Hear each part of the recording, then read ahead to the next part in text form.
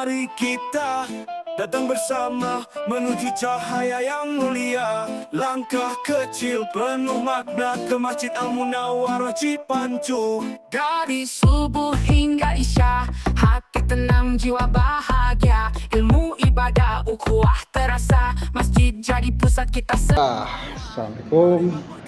Ini teman-teman, kita kedatangan tamu dari mana Pak? Basnas Provinsi Bangka Belitung. Ketua Basnas Provinsi ya? Iya, Kepulauan kan apa? Bangka Belitung. Provinsi Kepulauan Bangka Belitung. Oke, ini kondisi Masjid Al-Munawwarah. Ini ada UPZ Basnas Kabupaten Indramayu. Belum sih, ketua ini kan punya SK-nya ya? Ada SK-nya ya? Iya, ada ya. Ini rumah Allah, tempat kita kembali, tempat cinta dan damai dalam silaturahmi. Satu visi, satu langkah, kita terus melangkah. Al-Munawwarah Cipancu bersinar indah. Mari makmurkan Yang ada di masjid ini tuh jadwal imam khotib selama 1 tahun itu. Nah, ini laporan mingguan ini. Jadi tiap pekan, tiap Jumat biasanya laporan ini kita update.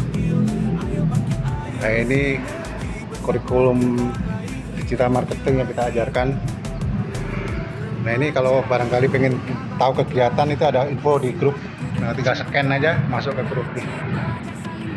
Ini kita gunakan kris. Nah, ini kris ini udah mulai mendunia loh, dari Indonesia loh. Dari berbagai negara udah mau mulai menggunakan kris. Kenapa enggak di masjid kita pakai kris? Ya kan? Pakai kening. Jadi memang pemberdayaan umat itu harus memang berawal itu dari masjid menjadi paling sakral umat Islam. Tidak hanya tempat ibadah sesungguhnya, masjid itu juga sebagai sentra kita menimba ilmu ataupun pengetahuan tentang keduniaan, termasuk masalah-masalah bisnis dan masalah-masalah ekonomi lainnya. Dan terkhusus salut saya ya pada DKM Masjid Al-Munawwarah ya. Ini menjadi, saya lihat menjadi langkah maju ya dari DKM Masjid Al-Munawwarah ini. Masjid saat ini tidak hanya dijadikan hanya tempat untuk kita melaksanakan ritual ibadah, tapi memang betul-betul di sini ada sebuah pembelajaran ya, untuk kita bisa berinovasi ya, mencari rezeki ya. Tapi yang terpenting itu adalah DKM Masjid Al-Munawwarah menjadi sebuah pionir ya, memberdayakan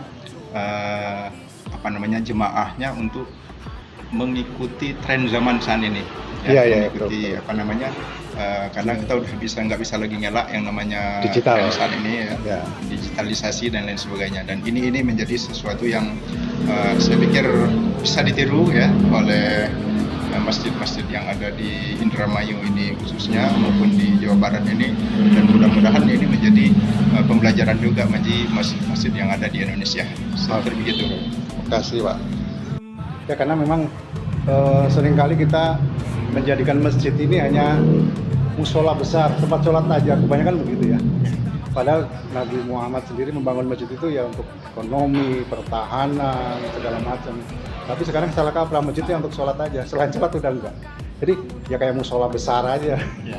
Nah, ini kan harus kita rubah konsep ini supaya benar-benar masyarakat itu memahami bahwa masjid itu ya bisa membangun sarana ekonomi, seperti yang Bapak katakan.